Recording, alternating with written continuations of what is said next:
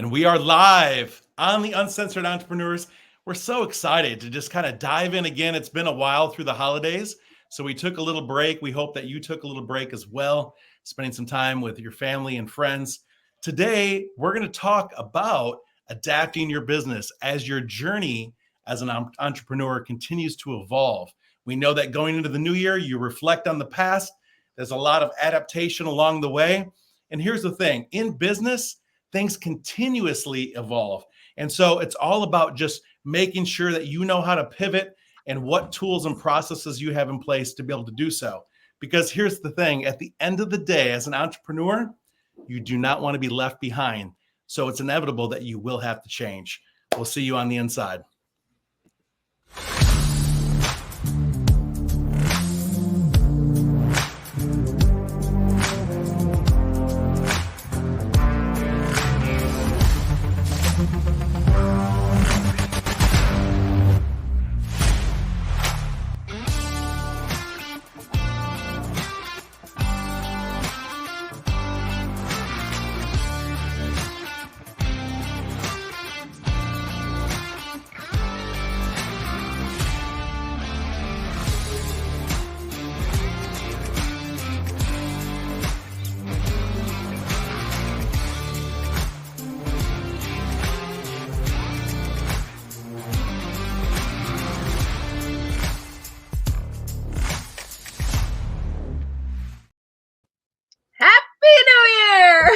Happy New Year, you guys.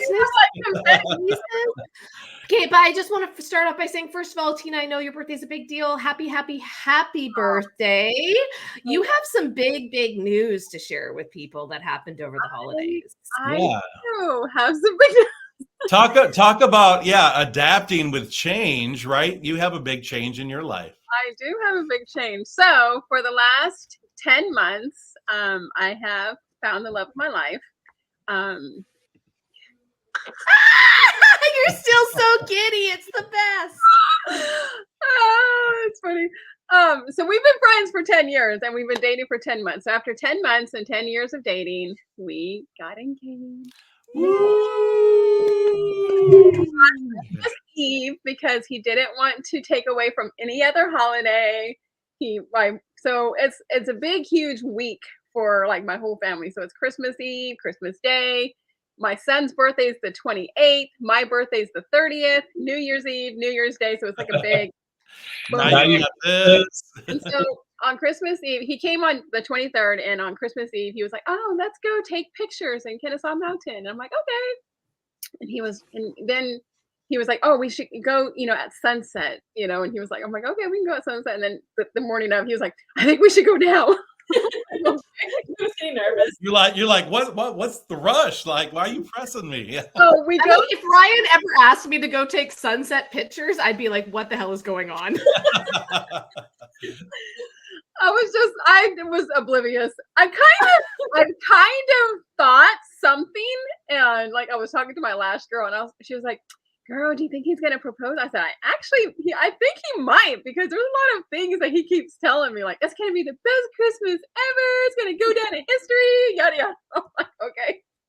So we go to Kennesaw Mountain, and it's like a mountain that you can either hike up, walk up, or drive up. So we were gonna, of course, drive up because Tina Torres don't hike nothing.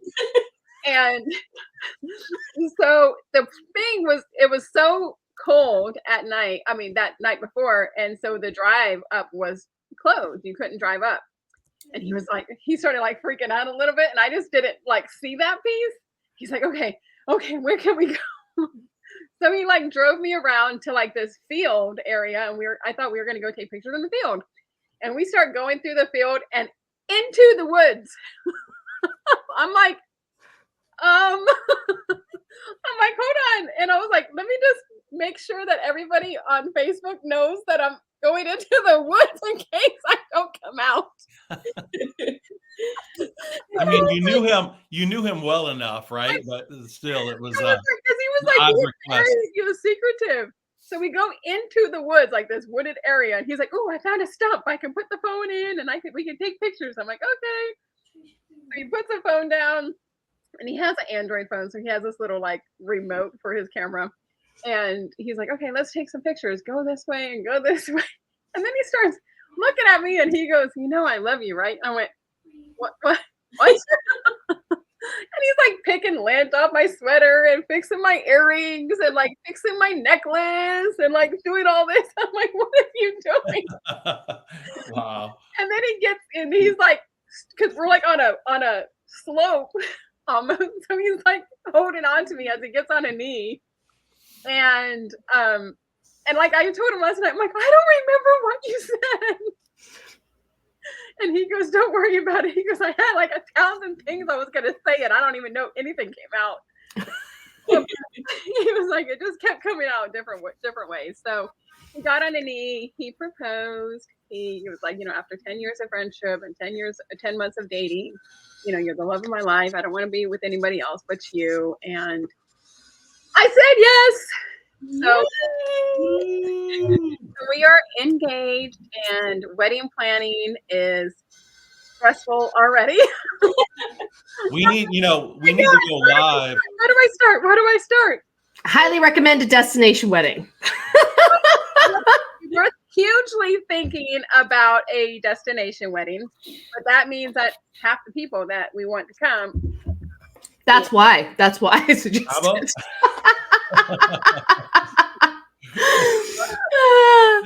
Hint. Right, that is true.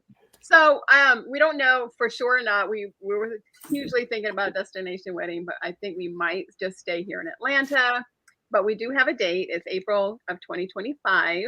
Okay. Nice. April 16th, because that's the day we started like officially talking. Oh, That's the day he asked me on a napkin, like, would you go out with me and be my girlfriend? Yes, no, and maybe. That's so cute. And I have the napkin and everything still. It's so cute. So we had Christmas together. We, went to church and did all that stuff. Spent my birthday together. And do you know that on your birthday, you can get so many free items? And it's not even funny.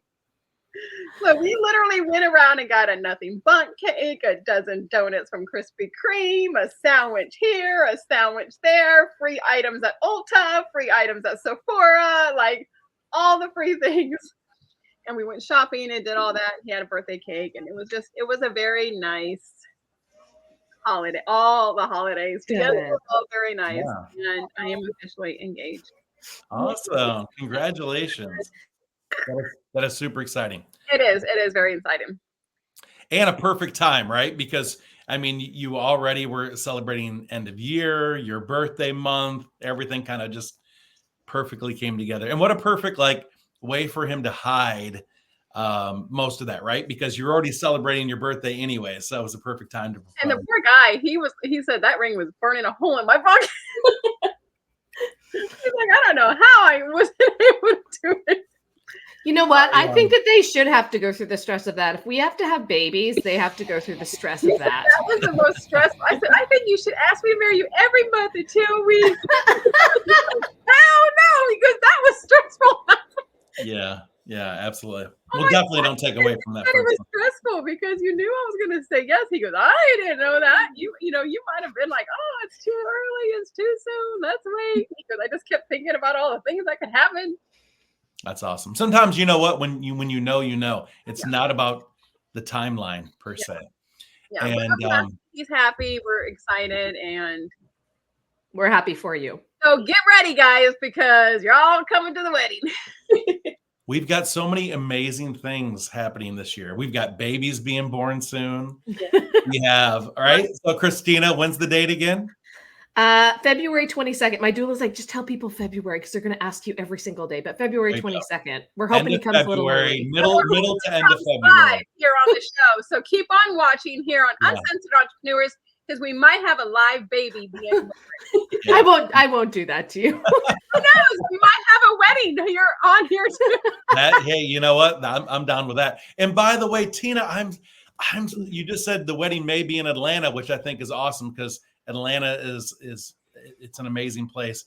I was just there, right? I was there for the bowl game.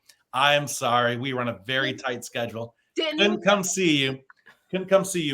But we had someone to watch the kids just for one night. And so we had it all planned out. We went to the bowl game. as many of you may or may not know, I'm married to a Penn State alumni. So it was like right in her element. It's, it's on that bucket list. We checked it off, having a bowl game so close. But we lost, unfortunately. My team won. Michigan won on Monday. So I was real excited about that. We're going to the I'm finals. waiting for the shoe to come flying over to you. And Yeah. But anyways, it was awesome. And the reason I'm even bringing that up is Atlanta is a great place. Most people just aren't really sure about the landscape of Atlanta, and it's big city and where do you go? But I mean, I've been there many, many times. I've done a lot of business in Atlanta. And if you know the right spots, the right area, it just caters to everything. And so that would be an interesting it would still be a destination wedding, because anyone coming into town would have plenty of places to stay, plenty of things to do. And we could have our own after party, while you guys go off on your own after party as well. So anyways. And there won't be no other babies over here on this. No more babies. Oh, she'll already have a 1-year-old by then. So we're good. We're good to go. And listen, Christina, your mother, she just popped on here, but your mother sent me the sweetest message after I got engaged. And it just like literally made me cry, because I don't want to talk to my family. So it's, she's like my mom. She is like, all my good parts are from her. Like, they really are. From where are my bad parts from? I can't say that out loud. No, it's really interesting. She is the most thoughtful, kind person I have ever met. She was a home care nurse, and she's like one of those people that when you get into nursing and do what she did for 20 years, it takes a very special human to treat other people that way. And she's absolutely that. Absolutely. So thank you, Cheryl, because Mom. That's a right. lot for me. Yes. But Absolutely. today we're talking about Let's get into our topic. Transition.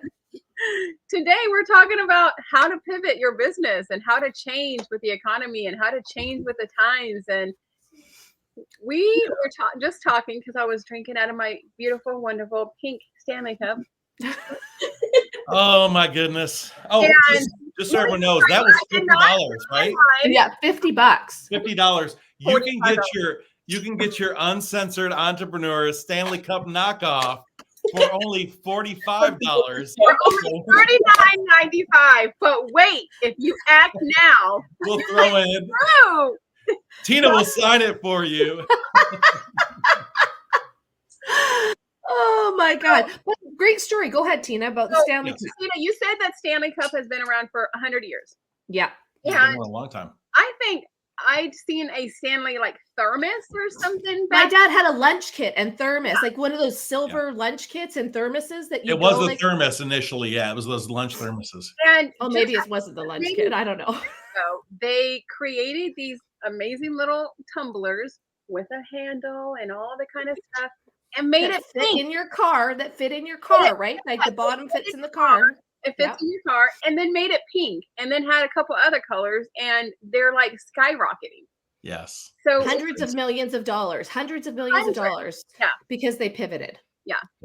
Yeah, absolutely. Audience. And so that is a perfect example, right? You're in business for so many years, and you can kind of, when you've been in business for a while, you find yourself eventually in kind of this red ocean, because everyone's doing what you're doing, especially when it comes to like, if you have any type of trademarks or patents on things, then obviously it's pretty exclusive for a few years. But once those things fall off, right, then everyone's doing it. It's the same thing, right? The thermos cup in general, it was patented, what is it, 11, 12 years ago now, in regards to that. And now everyone's selling some version of that.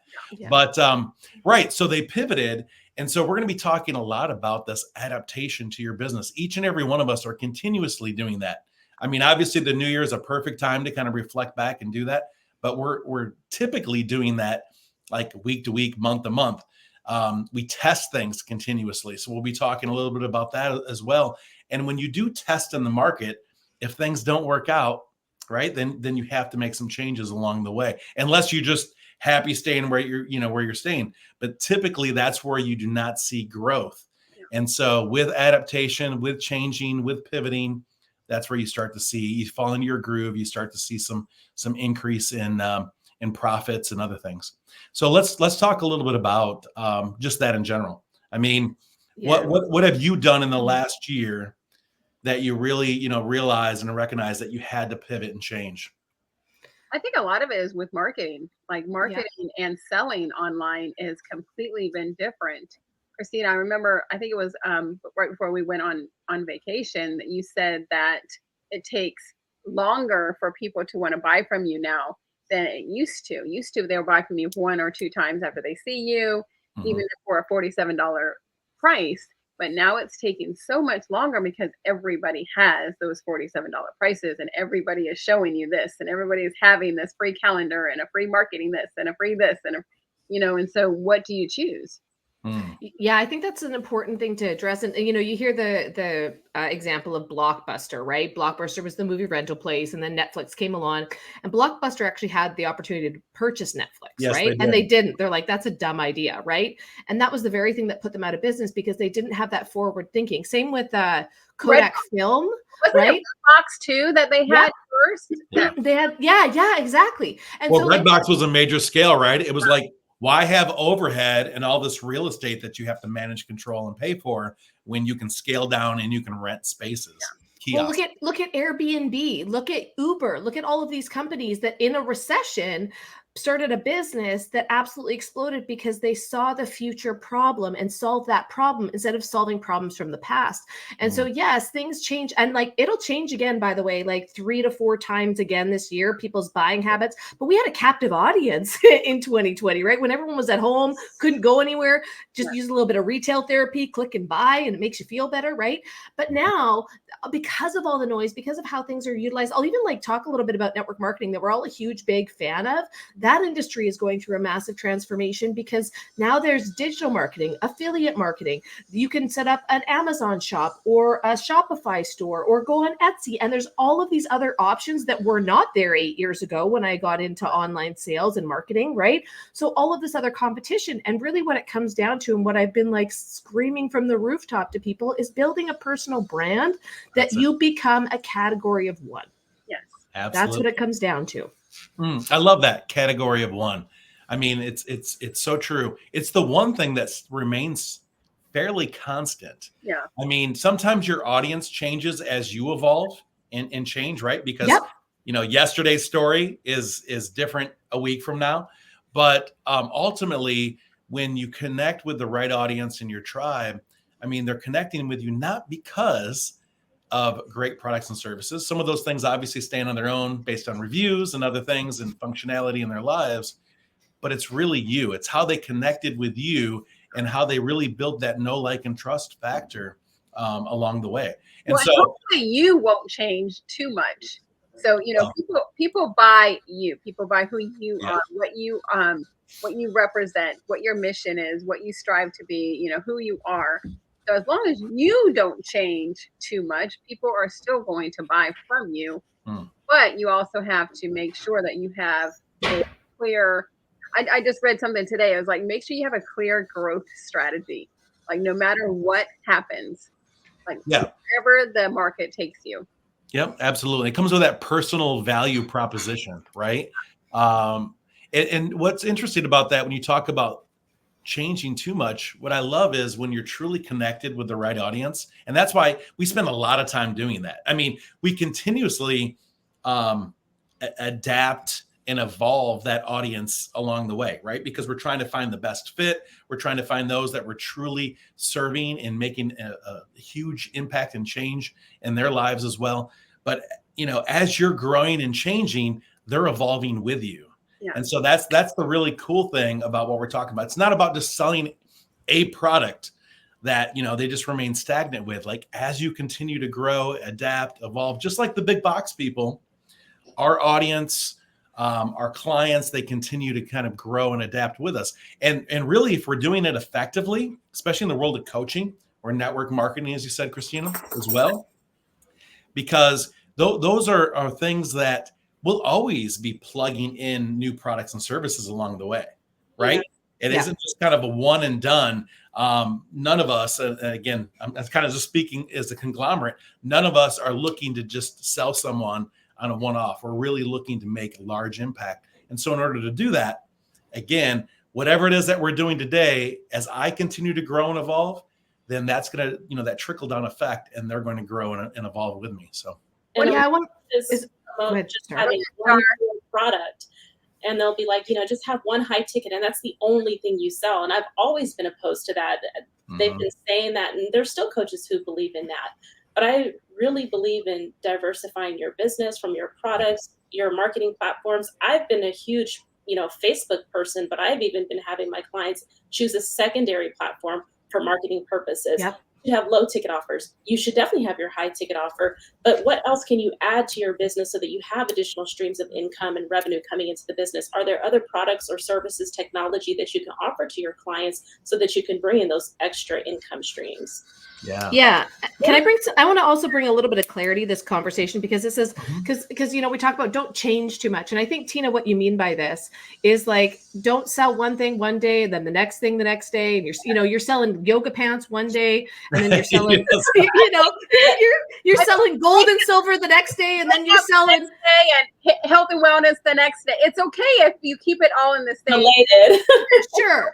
Right. When you serve your audience, right? Like that, we always say amateurs sell products to people. Professionals know the group of people that they help, and they create products and services for those people. But the truth is, you will evolve as an entrepreneur. Exactly. You will grow and you will change, and your skill level gets higher, and you end up creating new products and services to meet your audience where they're at. And so, like Starr said, if you have a high ticket, coaching program or a high ticket price of something that you sell, maybe you sell a water filtration system or whatever it is, and it's like $5,000, $10,000, $30,000. If that's all you offer and aren't understanding the marketplace right now and what your audience is doing and what they're purchasing and what their needs are, then you're missing out on connecting and building relationships with people who may buy those services later in the end because they're needed then. But what do they need right now? Like, what is an absolute necessity to them right now? And how can you serve them right now if that's not something that they can do?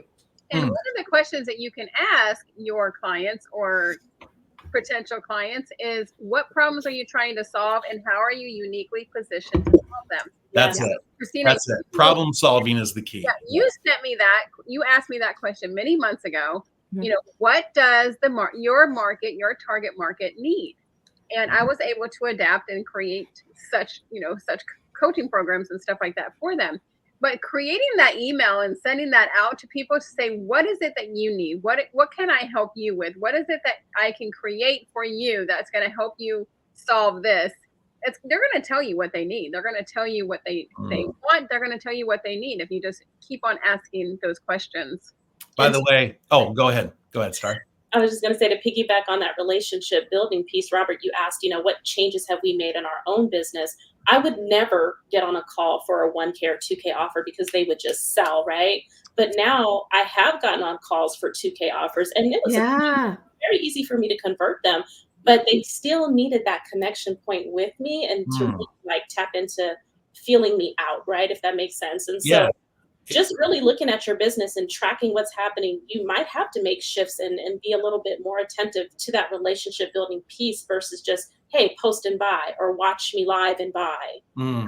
That's why I love discovery calls. I mean, I know not everyone spends the time to do this, right? We do know successful, people in the industry, entrepreneurs, that they just have this boxed package and it's what they sell. I'm all about the discovery, because I realize that if I'm coming into this conversation to solve an actual, a need, it may not even be what I can offer, right? And so that's that's typically why I'm all about collaboration too. And so that I can plug them in to some other people or maybe JV partners.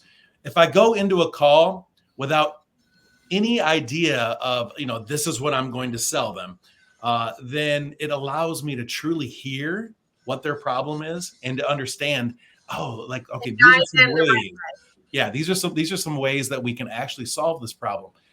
Too many coaches in this space today, unfortunately, and I know this because I've inherited some of them a long time or over time, that come in and it's like they were told by a coach, you sell a $10,000 package or nothing. you sell a $199 package or nothing. And I found that it's good to offer all of those things, or none of those things, quite frankly. You know what I mean?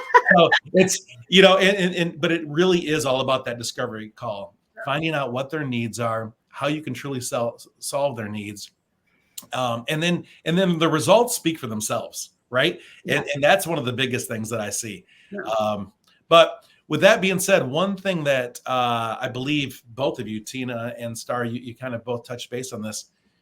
I found that like the best way to adapt and pivot along the way is also just to ask your customers, like continuously probing and surveying them is a great way. So I don't know if any of you do that. I Right now, do. you can ask them, what do you have going on for 2024? What's coming up? What's going to happen? And that way you can help them either launch their new product or help them market their new product or help them create a 6-figure launch or whatever it is.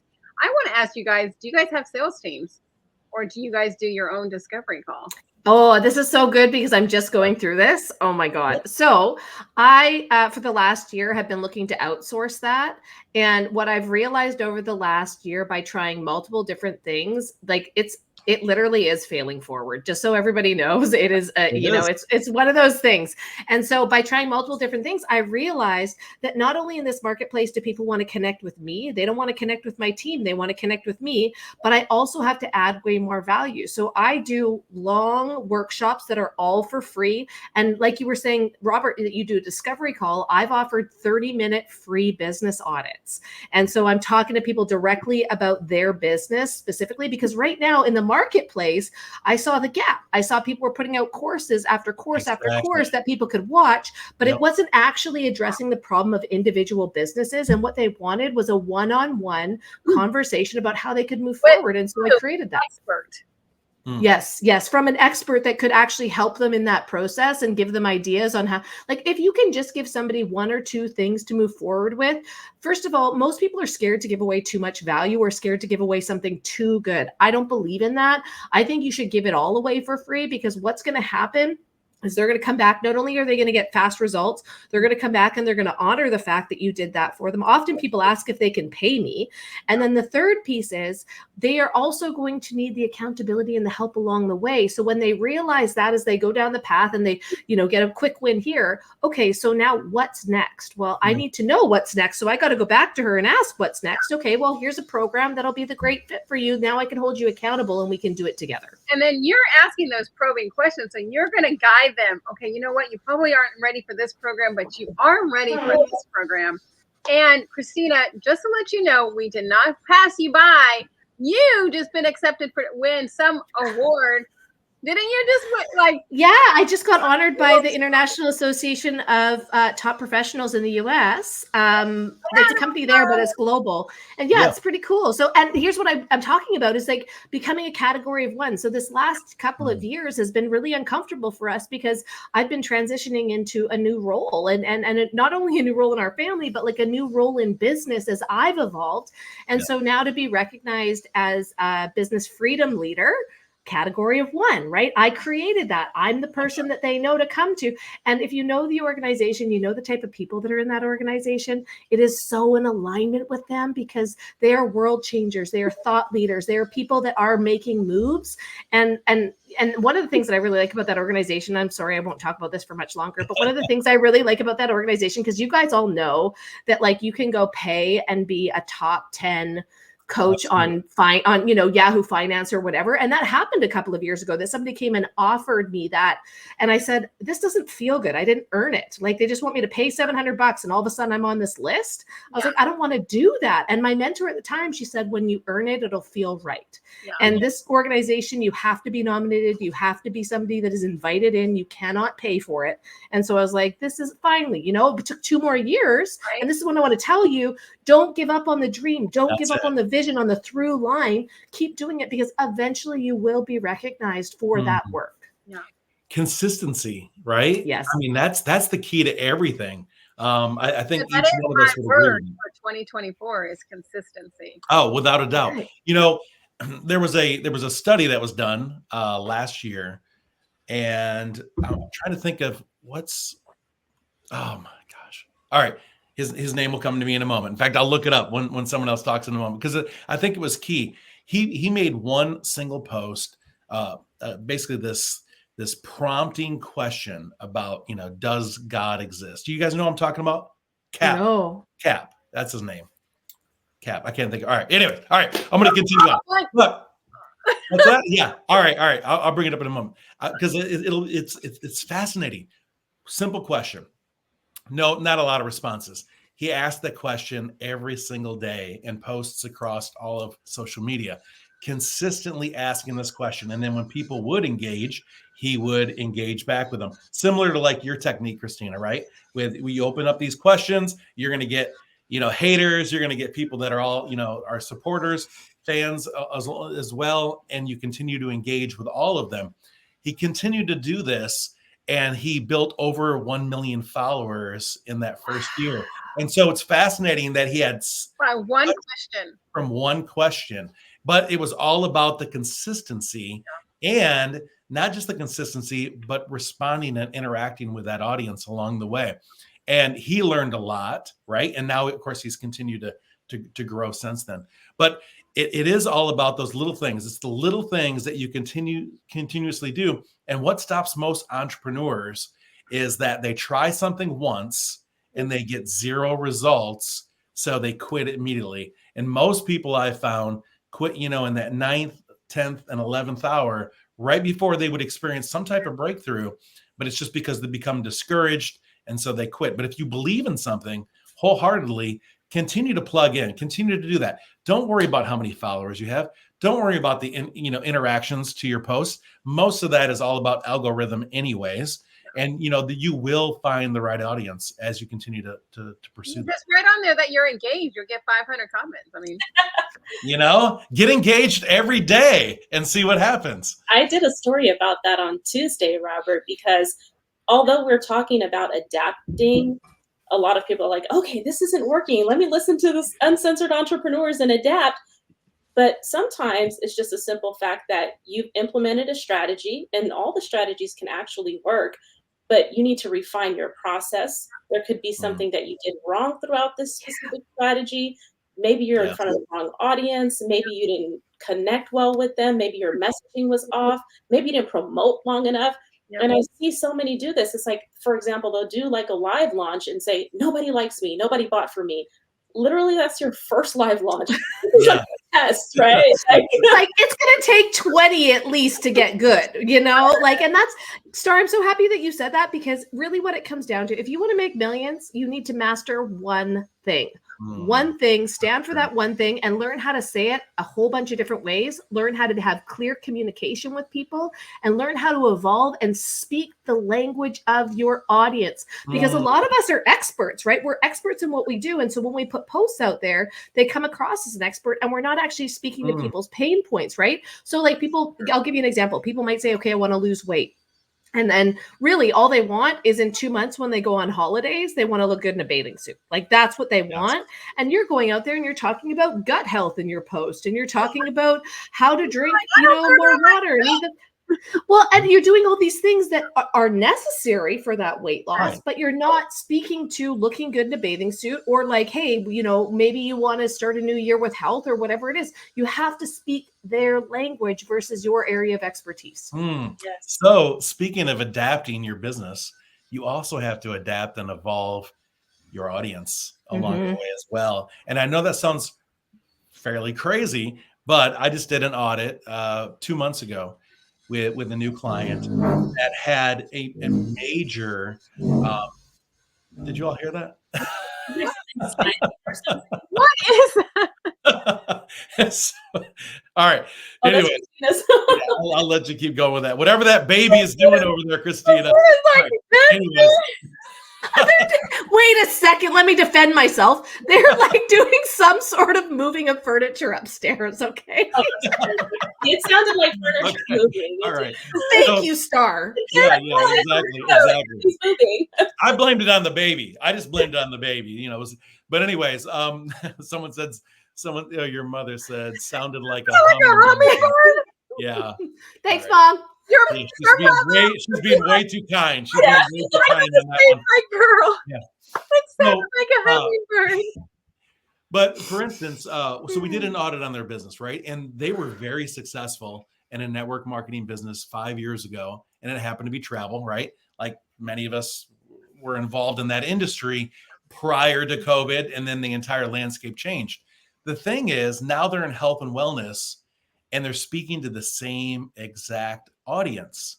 And so the idea was, hey, I've built a huge following and I've been successful with network marketing. I've changed the product. I plugged it in. I'm not getting the same results.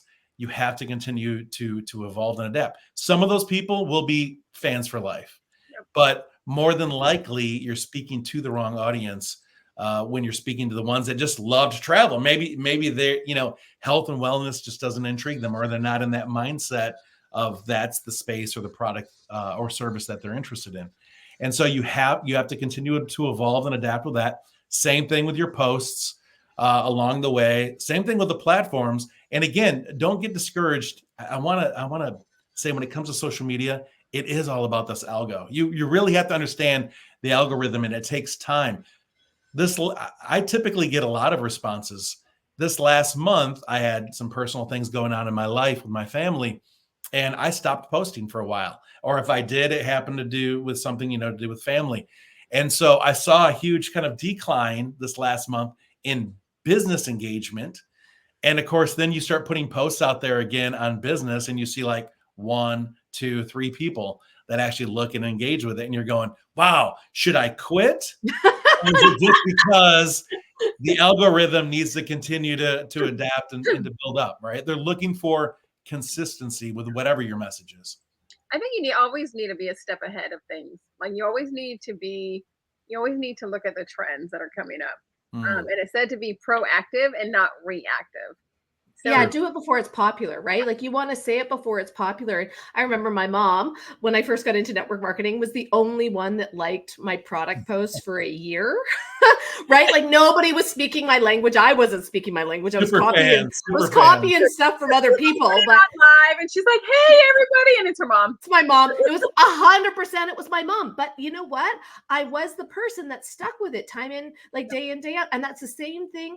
I remember Ray Higdon telling this story. He was like the top earner at his company. And when he left that and decided to get into coaching, he went backwards 2 years. Like he was like at the top of the world, making all this money. And then all of a sudden he's like, I need to pivot. Matthew McConaughey did the same thing. He turned down $14 million because he got sick and tired of doing rom-coms and didn't want to be known for that. So if you are somebody that is evolving your audience and evolving your level of service, there will be a time, and I know this all the time, when I'm posting about, baby or family, I get all these likes. But when I start posting about where I'm going and who I'm taking with me, that doesn't get the engagement that used to get the engagement before, because it's a different audience. And you have to be so convicted in your beliefs and the results that you produce for others that you do not give a shit about vanity metrics. You don't care how many people like your post. You keep showing up, because people will recognize you and will notice you eventually as you continue to be consistent. But it's more so having a voice that you can stand behind, showing your values, showing your belief system. We can't hide behind vanilla anymore. We can't hide behind memes and this and that. People need to get who you are in building a brand. And that is a long-term commitment. I'm just listening to another one of Gary Vee's books, Crush It. And that was written in 2018. I've listened to a couple of his books over the holidays. And it's just like, do you understand the evolution that he's gone through to create what he has? Absolutely. Absolutely. And so many people, and so many times people have told him that he won't be successful heading down this path. Or, don't stop what you're doing. Cursing, stop doing this. You're too evasive. You're too this, you're too that. And he still works. But speaking of Ray Higdon, he goes live every single morning at 8 o'clock. Consistency. Every single, even on Christmas Day, he went live. On New Year's for Day. like 14 years. It's that's commitment. Okay. Yeah. He even tried to go live when he was in where was he at? Like over Israel. Israel. He was going live even then when they weren't supposed to be on. When nobody was supposed to know where he was so they could get home, right?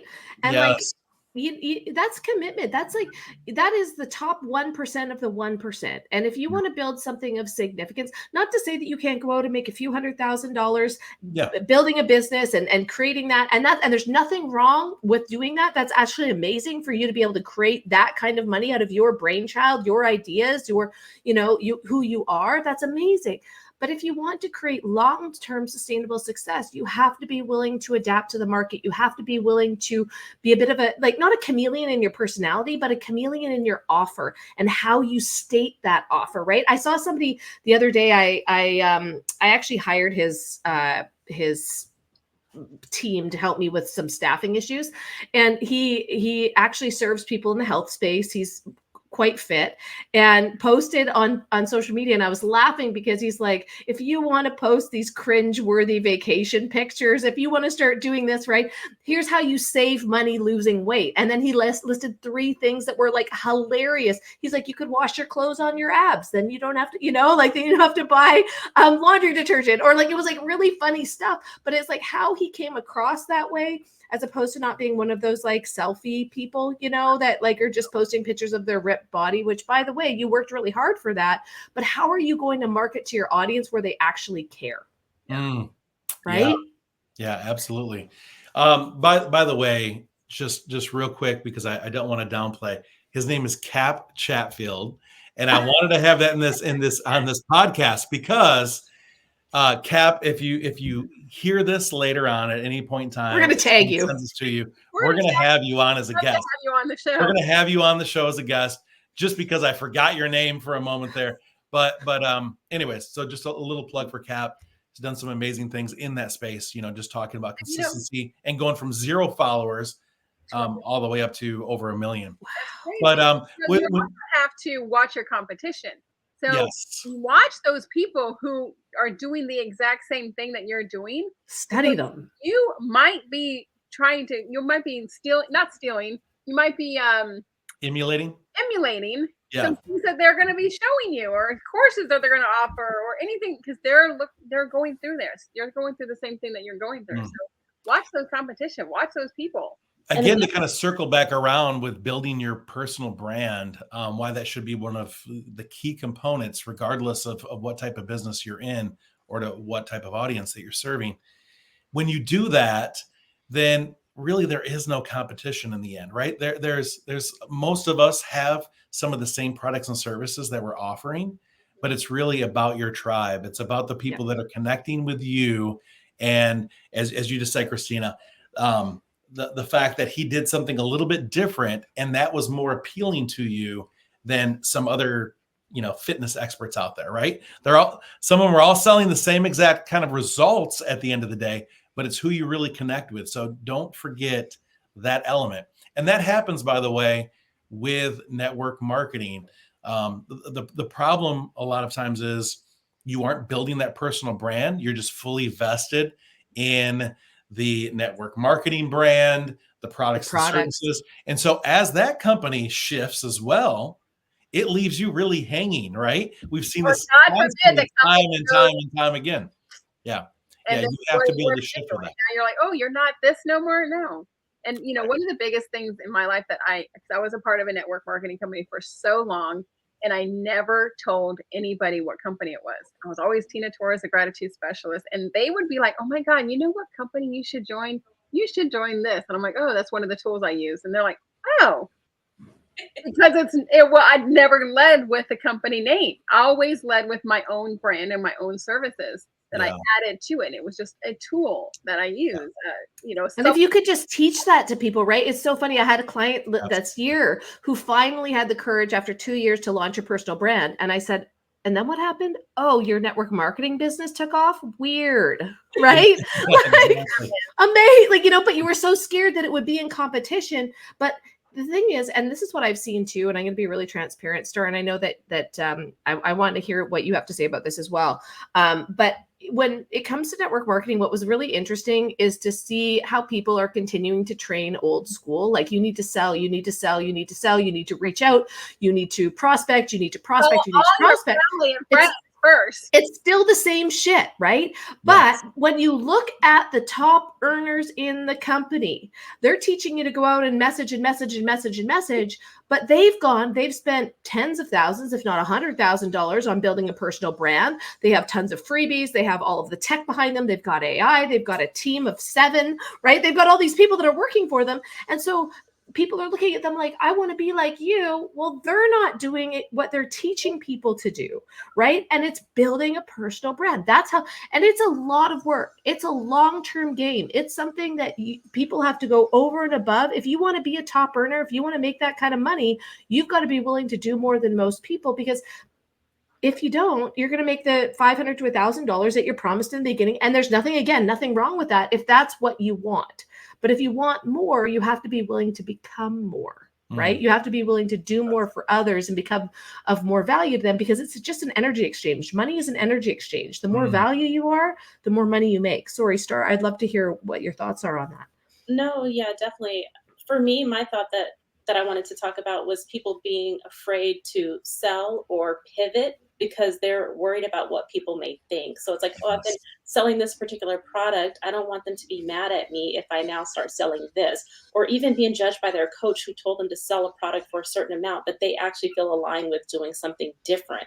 Whatever it is that you want to do, you have to feel confident about it. You have to be 100% behind it. And even if you have a fear of showing up, you're just going to have to take massive action. Like Christina said, you have to be consistent. You have to continuously show up. When people see me, they know Starr Cod. They may not know, my specific some of them do know my products, but I can bring a new product to market and people are going to buy that from me because I'm serving them in a capacity of something that they have a need for in that specific moment, like we said earlier. But they also have that trust in the fact that I'm going to deliver something that they really need and they've seen the work that I've done. So if you're not showing up and you're not being consistent and you're worried about what people think, nobody's ever going to buy from you. Wow, so true. And so with that, I think it's almost a full circle when you talked in the very beginning, Christina, about that value add, about giving things away for free. I say, other than building your personal brand, the second thing that's going to help you in your business is to continue to educate. Educate. Whatever it is, whatever that value proposition is, whatever problem that you're solving, continue to let people know what are the trends in the market. Why are you doing what you're doing? And what are the results, of taking this kind of action? Because once again, it's products and services. We continuously, when I think I just did like a silly post on January 1st, and I said, yeah, one thing hasn't changed for sure. I think I received like a dozen spam phone calls, and I probably had 20 plus people pitching me in my messenger inbox, right? And so those things will continuously happen. So you rise above that. Don't just pitch products and services. Continue to educate, give the value, tell people why. They're going to engage with you, and they're more inclined when they're ready to buy, because people do like to buy, by the way. They just don't want to be told what to do. So they want it to be their decision. Too. Exactly, or sold to. Continue to educate them, and when they're ready, they'll actually come to you. But not only educate them, you got to educate yourself too. You got to always learn more and more and more and more about what you do.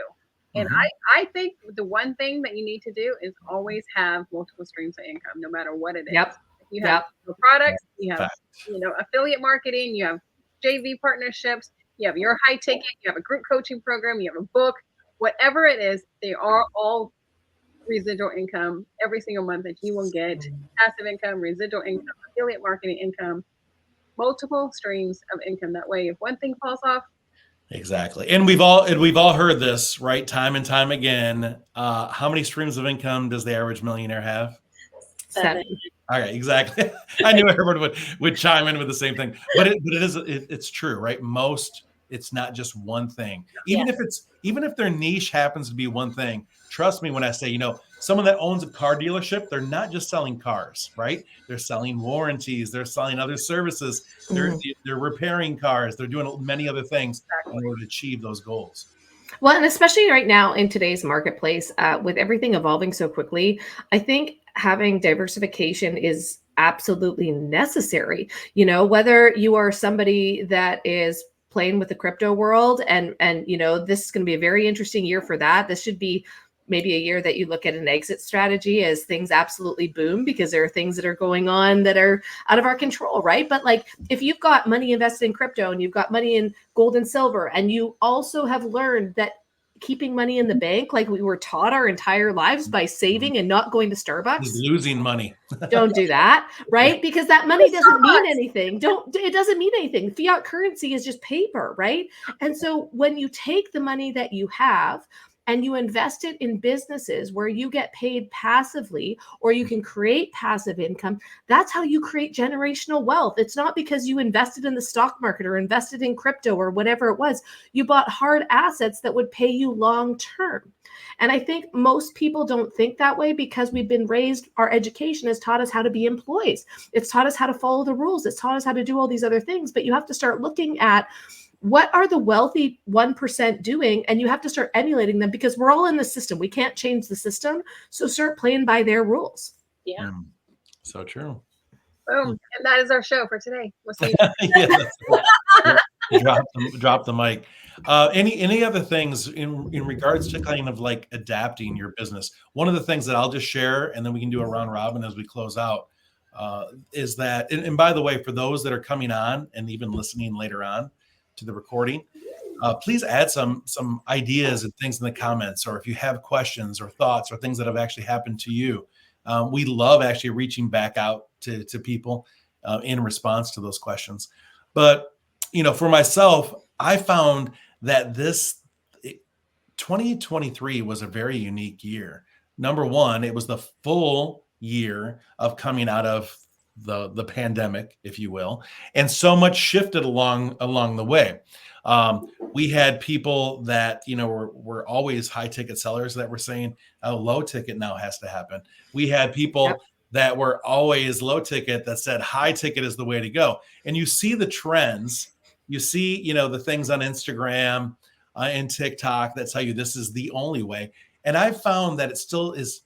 It's still kind of a mix, right? It's, again, based on your audience, but you have to be able to serve them in different ways. And so for me, coming into this year, and I'm just throwing it out there, take it for what it is. It may be different for you. I'm starting to automate some of my low ticket stuff a little bit more to cater to those that are just still trying to figure things out, that are in that kind of education process, and they want to sample and start building things along the way, building their brand, for instance. And then the low ticket, I'm putting all of my own personal energy into having those one-on-ones to be able to really focus on, just a handful of high ticket clients that I can really serve and spend 75% of my week in doing so. But that's just me. And I know it's different for everyone. A lot of other people are outsourcing a lot more. So I'm looking at that. And I think a few of you had mentioned that as well, as far as testing that out. I've also found that a lot of other people can't close the same way that I can close my own products and services. That's right. So that's why I'm spending more time on that end, and then allowing them to do more clerical things. Yeah. I think that those conversations need to be had by us these days.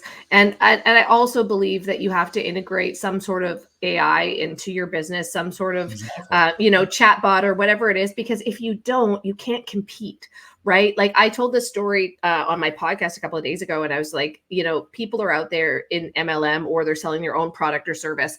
And I was in a Clubhouse room once, and this woman said, well, I did $1 million on Facebook last month. I sold $1 million of product. Then she went on to say, I did $500,000 worth of ads. So you're competing. If you're not sitting there building a personal brand and building relationships with people, you are competing with her, who is spending $500,000 a month on ads, right? You can't compete with that if you don't adapt to the current situation and you don't start to branch out and reach out to more people and have more conversations. You have to know exactly where your time is well spent and where you can produce the most results. And also, you can't automate yourself out of your business. Like there's no automating as much as people want to do it and want to have that. Exactly. It is not possible, and you'll lose your audience. It takes all this time to build a reputation with people, and you can lose it in an instant. And I even got some feedback on one of my masterminds yesterday because she said, I got a message from you and it didn't seem like you and da da da da da. And I was like, thank you for that feedback. Now I've got to go and switch the process, because I don't ever want people to feel like they're not able to connect with me, or they're not able to have a conversation with me, or that they're talking to a bot. Like, I don't want that. I want human contact. Yeah. Yes. Yeah. And I want to add, oh, I'm sorry, Tina. No, go ahead. I want to add as a final thought as well to look at your overhead. So go through your bank statements for the last 3 months. It doesn't take as long as you think. Yes, there are going to be a lot of line items, but literally go through and check off the things that you need to cancel, what you need to add, and also take care of your mental health as well. So if you are, because I know, Robert, you talked about brick and mortar, we didn't really get into that today. So some adjustments may come from people who do brick and mortar, moving into the online space. But even as you work at home, do you need to get out of your house into an office so that you're around people? Because a lot of us have been, stuck at home since the pandemic. Or do you need to get away from your office, cut some costs, and work from home? These are all things that you need to consider as far as finances go, as well as mental health. I agree with that one. You can speak more to that though, Starlight, because you do have a brick and mortar business and you have adapted to online. And I think a lot of people out there are wondering how to keep that business going with high costs, with high rents, with high interest rates, with high product costs. Like, how do you evolve in that? And I remember a friend of mine that ran a clothing store for many, many, many, many, many years, finally started doing online sales. And within months, her online sales were way higher than any month that she'd ever had in walk-in sales from her clothing store. So how have you been able to adapt to that over the last year or two? I'm still working on that. It's definitely a working process. Totally. 2024. The product that I sell, they like to touch and feel it. So pivoting more into e-commerce, I do get like a lot of kickback about that.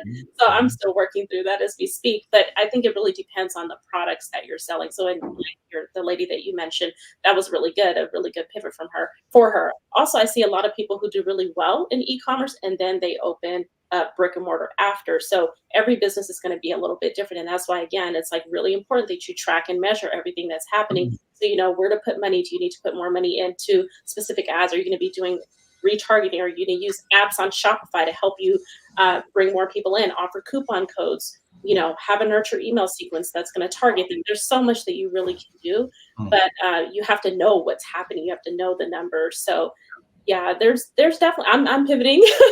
A lot of people have to pivot and have had to pivot in 2023, but it's definitely a work in progress. Well, there you have it, folks. That's it. I hope you got a lot out of today's episode. Yeah. So one of the things, though, I did want to just close with is, some of you have been following us for a while, and then many catch the show later. They'll even reach out to me, even some clients that talk about, great episode. We're gonna continuously adapt and evolve in 2024. And so you see below here, follow, like, and share this, not just the show and maybe the episode if it resonated with you or your own audience, but just in social media, right? We're trying to build this out. And in addition to that, we're looking to feature people on our show. So we're constantly looking to interview. And then with each and every one of us, right? It's not, Uncensored Entrepreneurs, it's the conglomerate. It's what we're focused on. But each one of us are constantly looking to build, more collaborative partnerships. And so please connect with us in regards to that. We've got some really interesting things that we're going to be focusing on this year. And so we're looking for other JV partnerships. We're looking for sponsors. We're looking for other partners that want to be part of a mastermind this year. It didn't start off as quick as we wanted. We had a lot of things going on in life. But again, that's all about adapting your business and your journey. And so we're doing that not only for ourselves, but as again, a collaborative partnership as well.